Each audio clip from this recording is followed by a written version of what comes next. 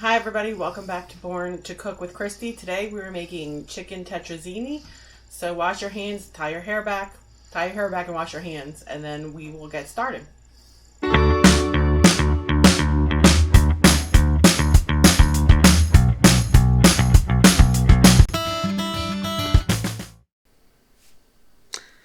Okay, so to begin with, I have taken a rotisserie chicken and just shredded off all of the meat.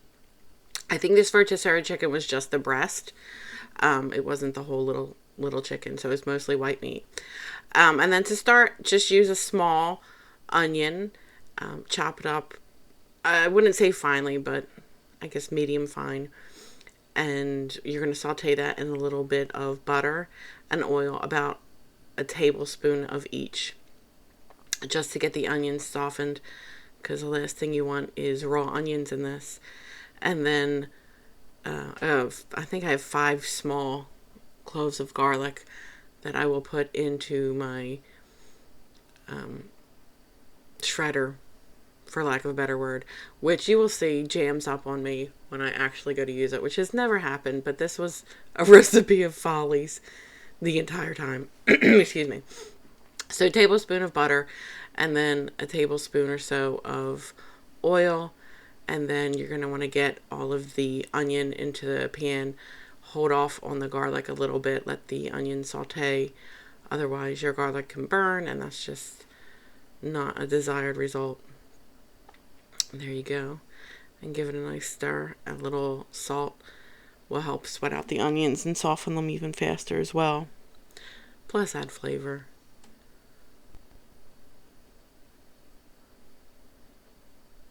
There you go. Again, this was just a recipe of complete disaster. It just was not my best day. Okay, so I do have a large pot of water over there that I'm going to start to boil, because when this recipe starts going, it really kind of comes together quickly. It seems like a lot. But that's dried thyme, and I think I used a teaspoon of that, or just about.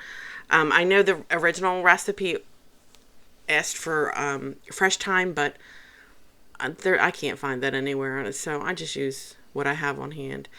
And then here, of course, is the malfunction that began the downward spiral.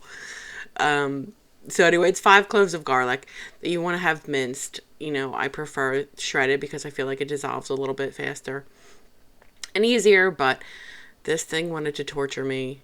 And I'm so glad we do a voiceover, because the words that were coming out of my mouth when this was happening were not exactly ladylike. But it did eventually start to kick in and work for me. I think I just put way too much in there. And then the temperature there is low, just because I'm a fearful person when it comes to garlic. I don't want to burn it. I've done it before, and it ruins the entire dish. Everything gets really bitter and almost charred. And then here I'm going to use, of course, a half a cup of white wine, and then I think I just gave myself a little extra dash because I like it. It adds a lot of flavor. Wine in general adds a lot of flavor to a lot of different dishes. I think it's grossly underused. And you don't have to worry about anyone getting any kind of feelings off of the alcohol, because it really does cook down. It just leaves a really good flavor.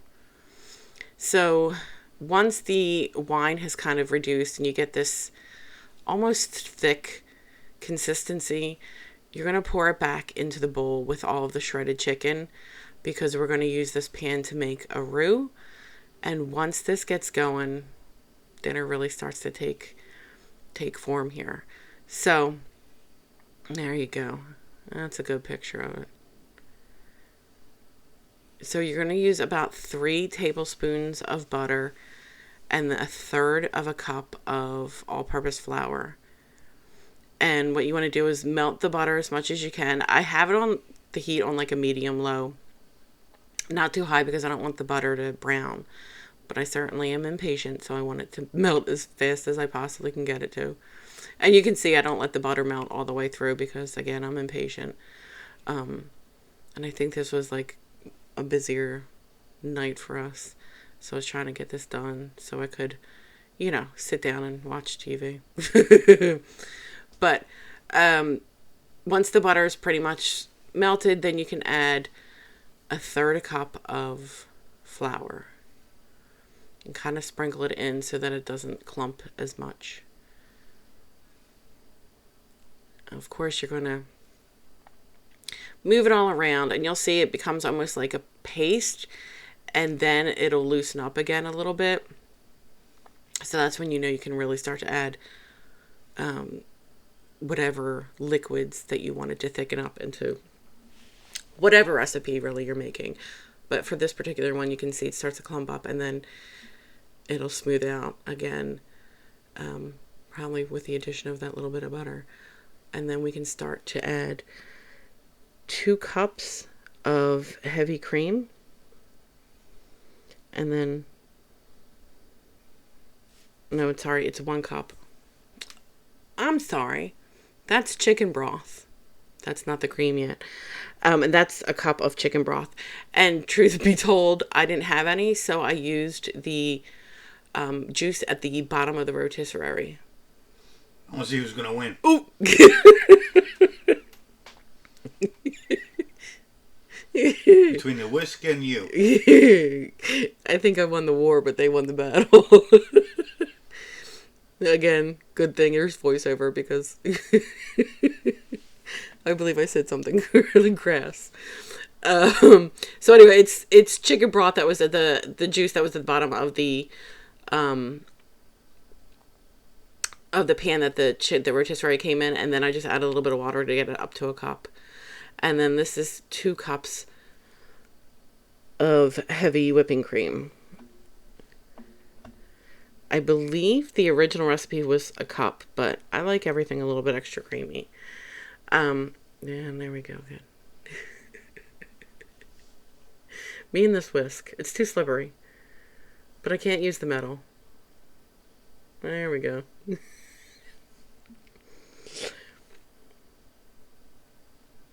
Alright, and then this is just whole milk. I have to do 4 cups of that. There we go. And then you're going to slowly drop that in or pour that in. It will, of course, splash because nothing's thick there. And this is a 14-inch Saute pan. So it was at capacity by the time we had everything in there. So you got to be really careful. If you don't have a large pan like that, I would definitely use a pot or a pan that has higher edges or higher sides, because it is a lot of liquid in one pan. Luckily, we nudged on by. But so anyway, you're going to let this come up in heat so that it starts to bubble up a little bit. Add a little bit of nutmeg. I used 1/4 of a teaspoon, I believe, of nutmeg, just to add a little bit more flavor. It's not overpowering. And then a pinch of salt, just because it needs it at this point. It's just, it would, if you were to taste it, it would just taste like slightly thickened milk, and that's not appealing. And then, of course, some cracked pepper. There we go. And we're back at it. I believe I've rinsed off my whisk at this point. I was aggravated. But, so it's clean. And then stir it all in, and then, of course, let it sit and cook for a while. It'll start to thicken up. Once I see that it's starting to thicken, I switch over to a wooden spoon, just because I know that it's thick enough when it coats the wooden spoon. You can't really see so much on a whisk. There you go. Yeah, this still needs a little time. But you can see it's bubbling up there. You're going to definitely want to watch the edges, because it will brown and scorch really easily. But once it gets to this level, I just make sure I stir it frequently as I add the pasta, and then scramble for my pasta spoon, which was not in the regular place that it is, or that it usually is. My bad. Someone did dishes other than me, which he normally does anyway. But so obviously you're going to turn that spaghetti around. This is fettuccine. Was it fettuccine? It was fettuccine. Spaghetti's way too thin for this. But it was like 3/4 of a box. You can go for the whole box, but it's not going to be as creamy. Once the pasta's cooked, you add it to the chicken and the onion and give it a good toss. And then you'll see that I added a little bit of the sauce to the bowl as well. And there's 2 reasons for that. We're going to give you a real good shot of me stirring this. I don't know why. Yeah, it's stirred. There were 2 reasons why I add some of the sauce to this bowl. That's half a bag of frozen peas, which are fine frozen. The reason why I added some of the sauce to the bowl initially was, 1, that pan was heavy and it had a lot of sauce in it. So I did not want to get it everywhere. And 2, the pasta will start to stick regardless of the fact that there's chicken and peas and onions in there. It'll start to stick and clump together pretty easily if there's not anything else in there. We'll get to the butter in a second.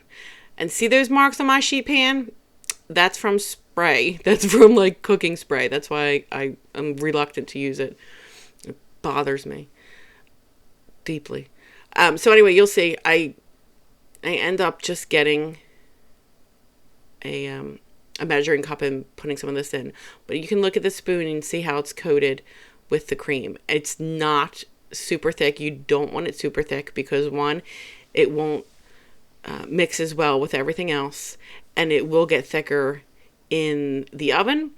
And after it comes out of the oven and it sets a little bit, you'll get it nice and thick and everything's coated. So anyway, I took the level of the liquids down a bit by adding a couple of rounds of the sauce to the pasta. That way nothing sticks, and then it makes it easier to pour over in the casserole dish. So we got that together. I did coat the dish with a little bit of olive oil just so nothing sticks to it, but it really isn't that much of a problem anyway. So basically you're just going to pour all of your mixture, the chicken and the fettuccine and the onions and the peas, all into the casserole dish and spread it around. And make sure you get everything if you're like me.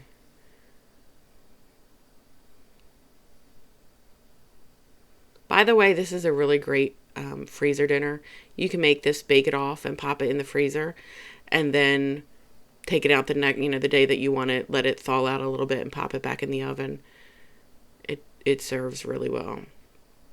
So you can see it looks like a lot of liquid, like the pasta's drowning and there's no return, but it actually works out well. You just have to kind of trust it a little bit. So I move everything around, make sure that the sauce, incorporates well. And then that butter that you saw that was melted, I use that with some Panko breadcrumbs, probably about a half a cup of Panko and a half a cup of shredded Parmesan cheese, and then sprinkle it on the top, and it gets a nice golden crust. And you'll see I finished this off, but again, truth be told, once I was done, Joe told me that he wanted more breadcrumbs on it because it is pretty much the best part, is that crunchiness. And then once that's set, you're going to bake it in a 450 degree oven for about 30 minutes. You're going to know it's done because the breadcrumbs are going to be nice and golden, and you might see some of the pasta kind of peek up a little bit and char up. But everything's cooked. It's just getting it to set up. So 30 minutes is about the right time. And then let it stand for 10 to 15 minutes because that thing comes out bubbling. It was like lava. We watched for a minute. But if you have patience and you can let it sit longer, it will be a little bit more formed, a little bit more set. But we were hungry. This was smelling really good in the house. We hadn't had it in a bit. I used to make it for the kids all the time. I think the original recipe asked for mushrooms and something else, and those kids never ate that, so I never put it in. But it is perfectly good, just like this.